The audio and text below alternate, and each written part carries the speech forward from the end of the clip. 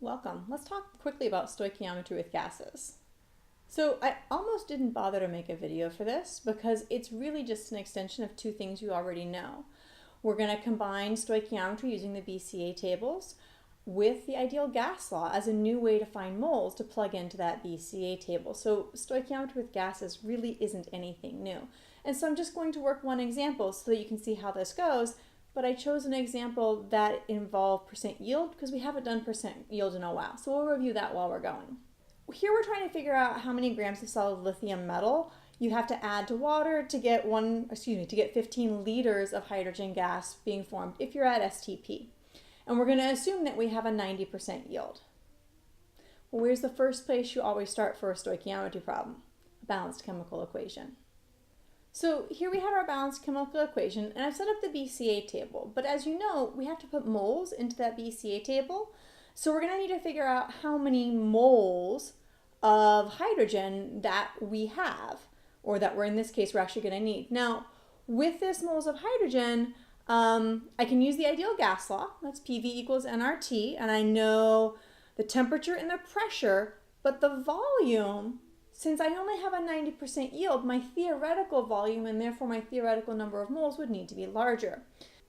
So let me remind you that the equation for percent yield is going to be your actual yield divided by the theoretical yield. The number we're given on the problem in this case is the actual yield. The number that will go into the BCA table is the theoretical yield. So let's find that right now. Okay, so my theoretical yield needs to be 16.7 liters of hydrogen. That way, if I only get 90%, I still have the 15 liters that I needed, but that's liters. So I'll now use the ideal gas equation to convert that into moles. That can go into my BCA table, and then it's business as usual. So this corresponds to 0.745 moles of hydrogen gas.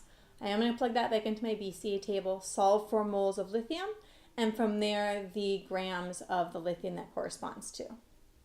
I'm going to pause real quick to point out that we have a 2-to-1 mole ratio of lithium to hydrogen. So in order to get 0.745 moles of hydrogen gas, I needed 1.49 moles of lithium to react. And so here we end up needing 10.3 grams of lithium metal to be dropped into that water in order to make at least 15 liters of hydrogen gas.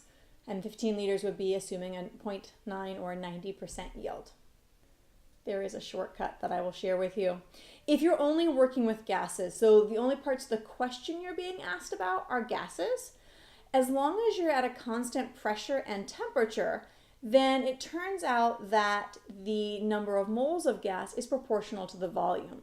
Because in order to maintain the same pressure and temperature, if you have more moles of gas, you'll need more volume. And so you can use the mole ratio in the equation as a way to set up a proportion to give you the volume of a gas that you are being asked about. Let's take a look at an example. I want to figure out the volume of oxygen needed to react completely with 7.64 liters of acetylene gas. Like any stoichiometry problem, we need to start with a balanced chemical equation. That doesn't change.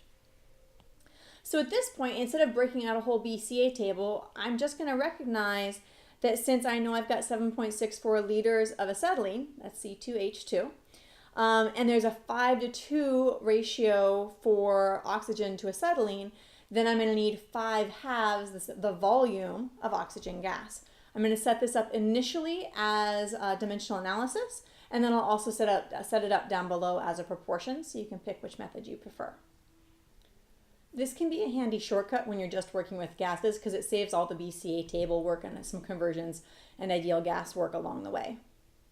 Hopefully you've seen that we're not really doing anything different with our stoichiometry involving gases. We're just going to invoke the ideal gas law when we need it to use our BCA table, or if it's convenient, we're only working with gases, we can recognize the fact that there's a direct relation between the number of particles and the volume as long as pressure and temperature are the same.